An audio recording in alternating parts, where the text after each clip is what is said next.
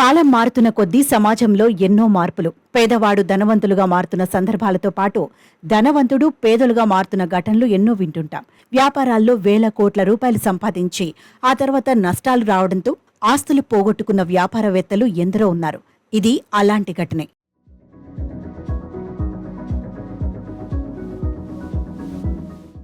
దేశంలో leading education technology company Byju's వ్యవస్థాపకుడు బైజు రవీంద్రన్ గురించి ప్రత్యేకంగా పరిచయం అవసరం లేదు. కరోనా సమయంలో ఈ సంస్థ సేవలను దేశంలో చాలా మంది వినియోగించుకున్నారు.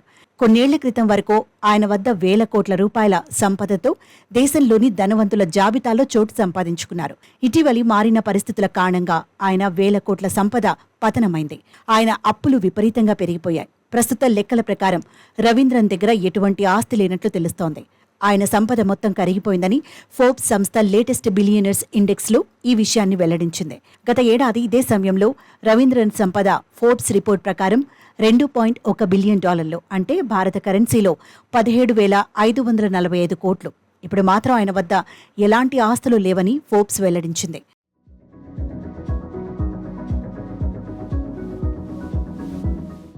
బైజూస్ సంస్థ ఒకప్పుడు ప్రపంచంలోని అత్యంత విలువైన ఎడ్యుటెక్ సంస్థల్లో ఒకటిగా ఉండేది. కరోనా సమయంలో ఆన్లైన్ ఎడ్యుకేషన్ కు డిమాండ్ పెరగడంతో బైజూస్ ఒక వెలుగు వెలిగింది.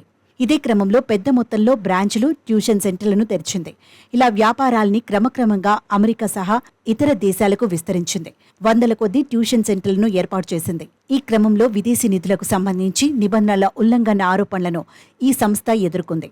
దీంతో బైజూస్ పై మనీ లాండరింగ్ కేసు నమోదైంది. కార్యాలయాల్లో ఈడీ సోదాలు జరిపింది.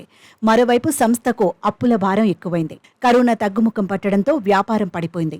నిధుల సమీకరణ కష్టమైంది. దీంతో సంస్థ ఉద్యోగులకు సమయానికి జీతాలు చెల్లించలేని పరిస్థితికి చేరుకుని ఉద్యోగుల్ని పెద్ద మొత్తంలో తొలగించింది. బోర్డు సభ్యులు వరుసగా రాజీనామాలు చేశారు. సంస్థ వాల్యుయేషన్ ఒకప్పుడు $22 బిలియన్ ఉండగా ఇటీవలి అది కేవలం $200 మిలియన్ పడిపోయింది. బెంగళూరులోని తన ప్రధాన కార్యాలయం మినహా మిగతా కార్యాలయాలను మూసేసింది. గతేడాది అదానీ ఆస్తులు కూడా పెద్ద ఎత్తున పడిపోయి సంపన్నుల జాబితాలో నుంచి ఆయన తొలగిపోయారు.